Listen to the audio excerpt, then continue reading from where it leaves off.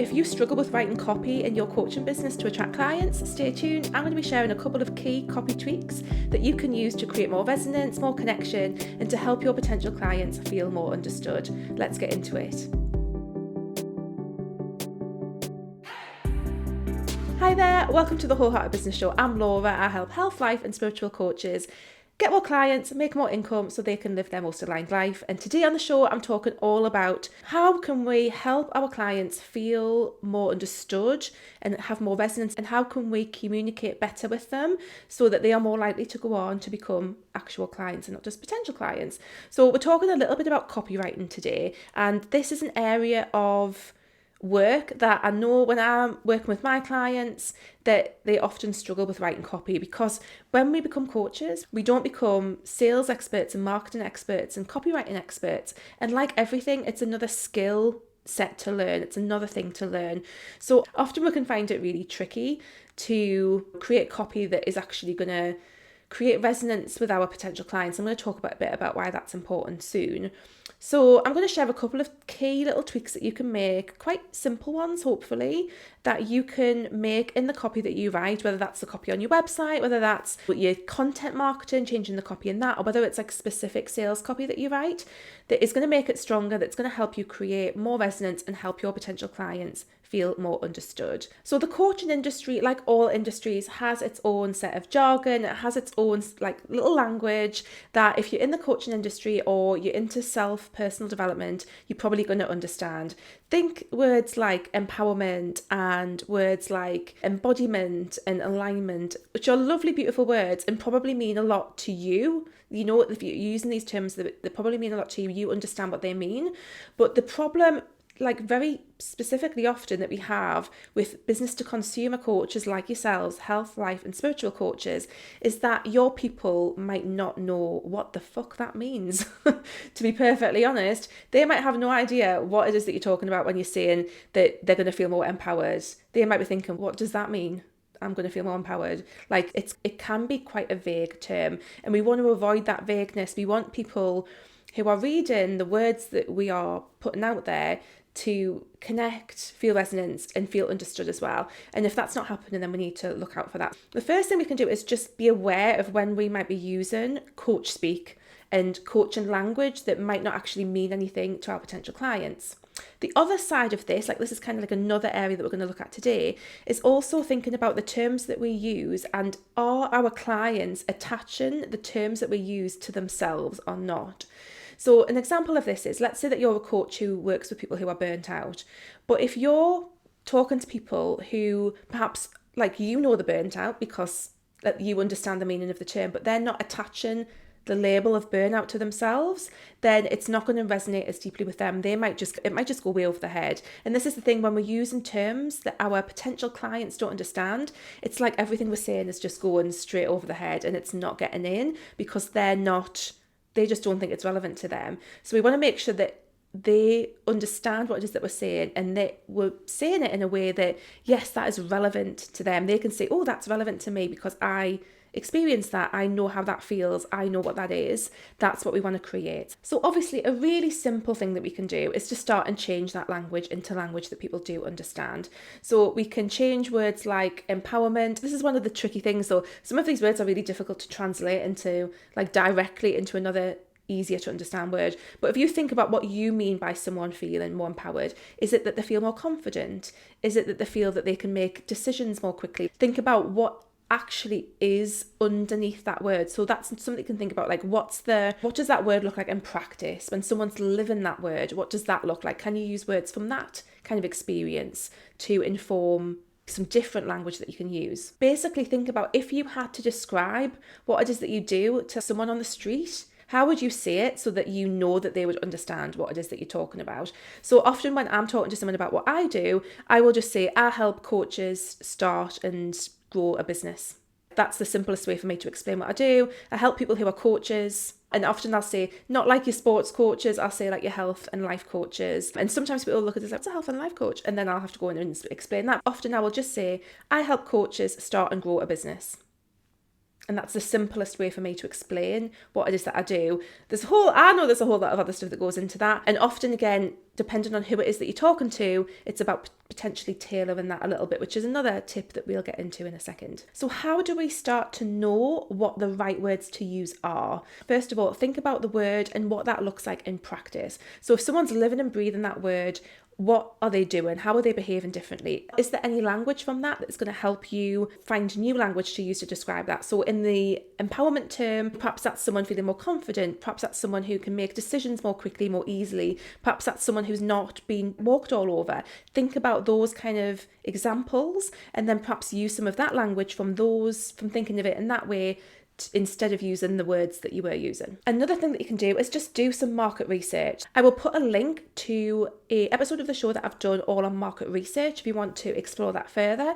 But market research doesn't have to be like this huge big thing. If you're talking to people who you know or would fit in the space of your ideal client, potential clients, listen to the language that they're using. Like, how are they describing how they feel? How are they describing their problems? How are they describing their experiences right now? And use some of the language that they themselves are actually using. And again, this is really important for identifying like those words. Like, how are they labeling themselves? Perhaps they're not labeling themselves as burnt out, but maybe they're labeling themselves as being stressed, or maybe they're labeling themselves as being anxious. Find the words that they're using by having those conversations and doing that little bit of really informal market research where you're just talking to people about their experiences. Another thing that you can do as well, just to help people connect the dots a little bit, is if you perhaps think that you have a group of people who could benefit from your services, some of them understand the terms that you're using and the labels that, like, they do attach that label to themselves, again, like for example burnout, but you know that there's a whole other group of people who also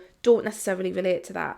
Something that you can do again is thinking about what that lived experience looks like. For example, how might people be experiencing life if they're burnt out, and really highlighting that stuff and helping them connect the dots and saying, oh, I'm experiencing all of these things, and that's saying that I must be burnt out, and then the kind of like the connection is made. So you can do that as well. You can actually, you know, in different areas of your copy and different elements of sales copy and different elements of content marketing, you can help them make the connection between what they're experiencing and the label that you are using to identify what that collective group of experiences is. Because that's often what we're doing, where certainly when we're talking about a specific problem that we're helping solve for people, it's actually a way of experiencing life. It's a set of experiences that we are given an overarching term to. So it's all these things that you can start, hopefully what I'm giving you is some examples so that you can start to get underneath like the headline terms that you're using and explore what the other ways that you can communicate what it is that you do. So I've talked about why resonance is important, but not really explained what resonance means or what it feels like. And this is basically what we want. I always think this is the goal, okay, is you want people to read your words and come across you and your business and think, blimey, she's in my head, like she knows exactly what I'm thinking and feeling. It's that kind of sense. Like if you've ever come across someone's website, someone's work, and you just thought, wow, like they totally get it. That's what we want. We want to create that. And often the way that we do that is through making sure that we're using the language, the examples, the very like real life examples of how people are experiencing things. So again, like I say, this kind of changes from talking about people like having poor boundaries to maybe perhaps instead we're saying like, stop letting yourself be walked all over. Like it's just those little kind of switches. I talk a lot about using in real life examples in my free training, which is all around how to attract more clients into your business. I'm going to put a link to that free training because actually there's a whole section where I talk about how you can use in real life examples to help you attract more clients. So I'll put a link to the client attraction workshop. Do check that out if you want to take any of this further and see the whole how this kind of fits into a whole process of client attraction as well. If you get stuck with any of this copy stuff, I have a really great little hack for you as well. And this works so well. I'm always amazed by this. And it's basically to record yourself talking about what it is that you do. So talk for 5 minutes about what it is that you do on video or on audio, it's up to you. And I will guarantee you will find loads of absolute golden nuggets in what you say that you can pull out and use in your copy. So often I will be sat with a client and we will be talking and I'll be asking them about their business and they'll be saying perhaps that they've struggled with writing copy, and I'll be asking them about what it is that they do, about who they help, what problems they solve. And honestly, so much good stuff comes out of that conversation, every single time they are sharing some fantastic examples. And I'm often sitting there like scribbling away, writing down loads and loads of notes for them so that they can take that stuff away and really strengthen their copy, which is going to give them a much, much better chance of getting clients. Because if clients are looking at your stuff and not getting it, they are not going to be hanging around at all. Like, they're just not. So they need to be getting it, and we need to do that for them. Like, it's not their job to translate what we are saying to make sense for them. It's our job to do that work so that they feel understood and that they feel that resonance. There are some exceptions to the rule, however, and this is really around the client journey and where your client is in the client journey. Some business coaches say that you should be talking in really plain and simple language all of the time. Everything that all of your copy and stuff should be easily understood by someone out on the street. However, I disagree with that in certain circumstances, and this is where it comes into the client journey. So a lot of the people who I work with, they will have a ideal client who they've identified, and they will be in a certain point in their journey, or they will be in a certain industry, or they will be in a certain world, and there are key terms that they will understand that people out on the street wouldn't. And in that situation, I think it's a really good thing to actually use those terms, but you want to do the market research first to make sure that they will actually understand it.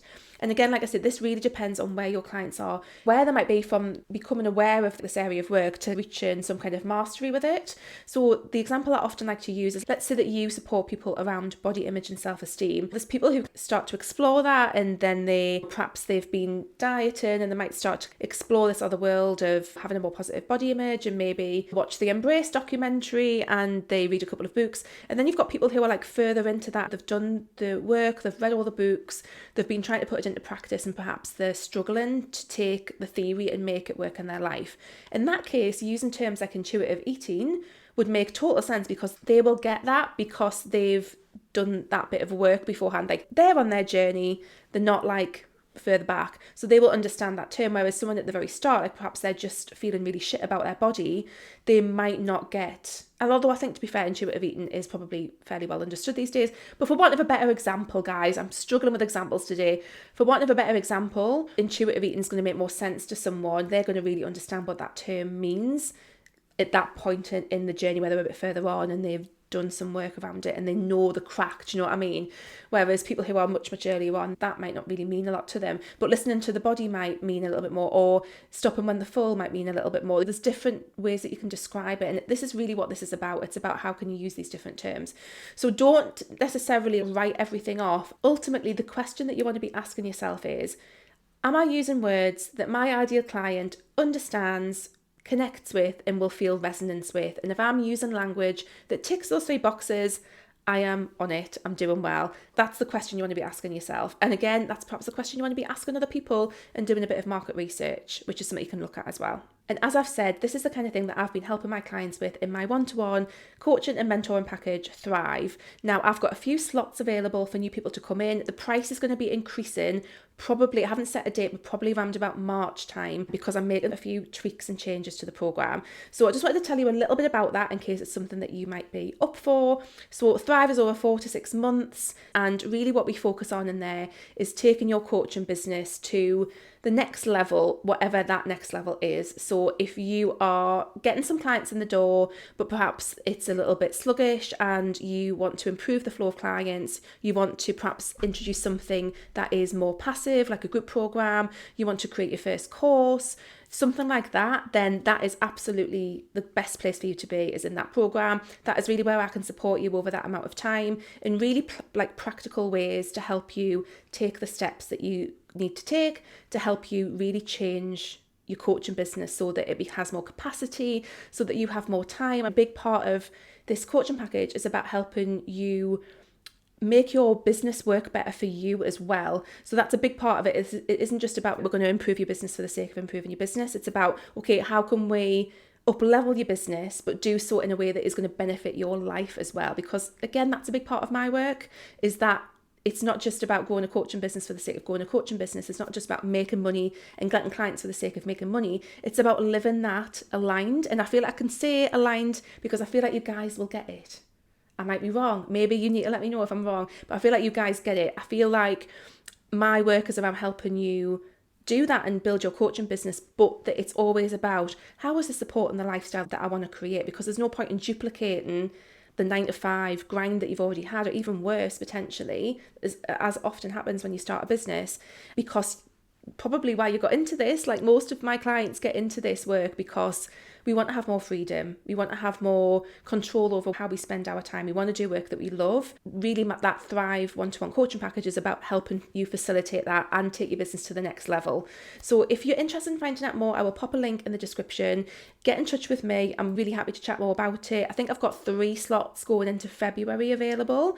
So let me know if you would like more information, if you'd like to book on a free chat. I'm sure you guys know this by now. I'm very chill. I just want to have a nice chat with you. And if you think that it sounds good after I've told you a bit about the program and you want to join it, that's amazing. If it's not right for you, that's totally fine. I'm not going to be one of those coaches. So if it sounds like something you might want to explore and talk about, please get in touch. It's a great time of year, I think, to get into this, because you've got potentially like a really good stretch going up into summer, which I think is one of the best stretches to like really get into stuff and create stuff and change things before we hit the summer. So it's a really great time to get started with something like this. And like I said, the price is going to be going up probably in March. So give me a shout if you would like to know more about that. Check out the link in the description. And also let me know if this has been helpful. Have you found this copywriting chat useful? Would you like me to talk more about copy?